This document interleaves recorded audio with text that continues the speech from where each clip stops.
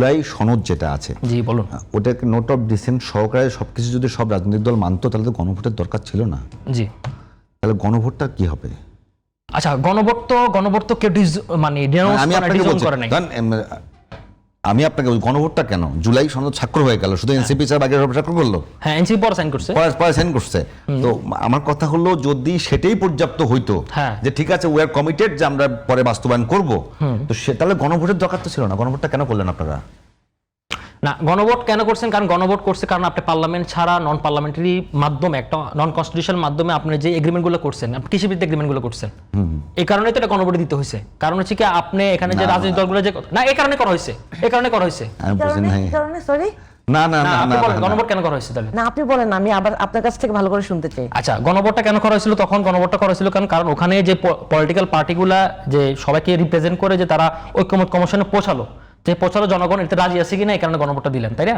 গণভোটে তাহলে প্রশ্ন দেওয়ার দরকার কি ছিল? তাহলে তো হ্যাঁ নাই হইতো, শুধু হ্যাঁ আর না, যে ঐক্যমত্য কমিশনে যা হইছে সেটা আপনারা রাজি কি রাজি না। এখানে গণভোটে তো স্পেসিফিক কোশ্চেন দেওয়া হইছে। স্পেসিফিক কোশ্চেন কেন দেওয়া হইছে? স্পেসিফিক কোশ্চেন দেওয়া হইছে নাই, রাজনৈতিক দলগুলো তো একটা না সব। এই জন্যই জনগণের মাইন্ডেড নেওয়া হয়েছে যে জনগণ কোন কোন বিষয়ে রাজি, কোন কোন বিষয়ে রাজি না। জনগণ আমি সেখানে বললাম গণভোটে দিবেন, এখানে তো বললাম গণভোটে দিবেন। আমি তো প্রশ্নটা নিয়ে প্রশ্ন করি না, আমাদের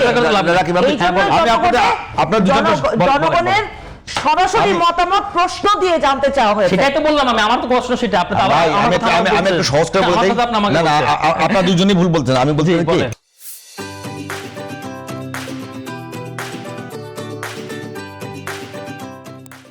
মোট সংস্কার 84টা, তার মধ্যে 48টা সংস্কার নিয়ে, সংবিধান নিয়ে, এই 36টা এক্সিকিউটিভ, এটা বাকিগুলো নিয়ে কোনো সমস্যা নাই। এইটার মধ্যে 30টাতে সবাই একমত ছিল, এক্স্যাক্টলি, ঠিক আছে।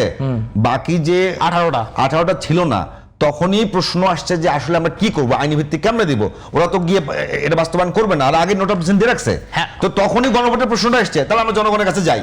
যদি জনগণের কাছে আপনি গিয়ে জনগণের হ্যাঁ পাস করে থাকে, তাহলে আপনি আবার নোট অফ ডিসেন্ট সালাউদ্দিন সাহেবই তখন বলেছে যে হ্যাঁ ওনারা নোট অফ ডিসেন্ট দিয়েছে দিক, কিন্তু জনগণের অভিপ্রায় মূল, এবং জনগণের অভিপ্রায় অনুযায়ী গণভোটে যদি হ্যাঁ হয় তাহলে সেটা জনগণের অভিপ্রায় তারা বাস্তবায়ন করবে। কিন্তু এখন ঠিক যেমন তিন দলীয় রূপরেখা তারা উল্টে গেছে, এখন আবার আইসা কি না উল্টায় না, শুনেন কোনটা তারা আপনি যদি বলে শেষ করেন তারপর আমি বলবো, এই ডিসেন্সিটা আমি মেইনটেইন করব। চাইলে আমি এখন আমার টাইম, আমার টাইমে তুমি কথা ঢুকেছে, আপনি শেষ করেন, আমি বলতেছি না আগে বলেন। আচ্ছা, আমি আপনাকে আবারও বলতেছি যে সেটা হচ্ছে কি আমাদের এই জুলাই স্বাক্ষরিত সনদের উপর তো গণভোট হলো, তাই না? আদেশে আপনি পরে করছেন, কিন্তু আদেশ তো একটা শুধুমাত্র সংবিধান সংস্কার বিষয়ক যে ইয়েগুলো সেটার উপর গণভোট হচ্ছে। যে সনদের সবগুলো সংবিধান সংস্কার বিষয়ক ছিল না, সবগুলো সংবিধান যেগুলো এক্সিকিউটিভ সেগুলো তো গণভোট দরকার লাগতেছে না, সেটা তো আর কোনো মানে পার্লামেন্ট ছাড়াও আপনি পারেন। এটা তো ইউনুসের আমলে ইউনুস আমল পারতো, সেটা তো কোনো সমস্যা নাই। সংবিধান রিলেটেড সমস্যাগুলো আসার কারণে তো গণভোটটা লাগলো, এক্স্যাক্টলি। এখন কথা হচ্ছে গণভোট হয়ে গেছে, সেটেল না। এখন আপনি যদি, আমি আপনাকে আগে বলতেছি, আপনার প্রত্যেকটা জিনিসের এক্সিট পয়েন্ট লাগবে। এখন আপনি যদি এখানে দোষারোপ মানে জুডিশিয়ালি চ্যালেঞ্জে বোঝাতে চান নতুন সংবিধান লেখা ছাড়া, তাহলে আপনার গণভোটটা প্রশ্নবিদ্ধ হবে। এই কারণে আমি বলতেছি যে পলিটিক্যাল আন্ডারস্ট্যান্ডিং এর ব্যাপার। পলিটিক্যাল আন্ডারস্ট্যান্ডিং বিষয় যদি আপনি জুডিশিয়ালি দিয়ে ঠেলে দেন, তাহলে এখানে সবাই লুজার হবে।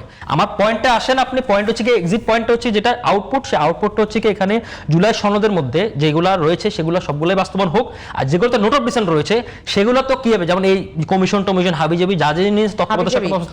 আরে বাবা, আপনি মানে কথার যদি আপনি রেটরিকলি যদি আপনি প্রবলেম ধরেন, তাহলে আচ্ছা শুনেন, আচ্ছা এখন এই জিনিসগুলোকে আমি মনে করি যে পার্লামেন্টে যৌক্তিক সমাধানের মাধ্যমে, আলোচনার মাধ্যমে, ডিসকাশন, ডিসেন্ট এবং ডিবেটের মাধ্যমে এই জিনিসগুলোর একটা প্রপার এক্সিট পয়েন্ট আসা উচিত। কারণ না হলে তো আর আদারওয়াইজ আপনি নতুন সংবিধান লিখতে চলে যান।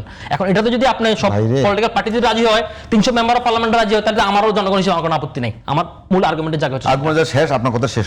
আমার সবচেয়ে আক্ষেপের জায়গা ওটা যে মানে সবচেয়ে বেশি কষ্ট যারা পেয়েছে সেই কষ্টটাকে তারা গুরুত্ব দিচ্ছে না। গুম বিএনপি বেশি হয়েছে, সেই বিএনপি গুমটা সেটাই বললাম 1 নম্বরে, বিএনপি 1 নম্বরটাকে গুরুত্ব দেয় না। এই কারণে বললাম যে এইগুলাকে সে জনগণকে সে অ্যাড্রেস করা উচিত, কেন এগুলোকে সে পেন্ডিং রাখলো, এইটা সে দিতে পারতেছে না, তার ব্যর্থতা।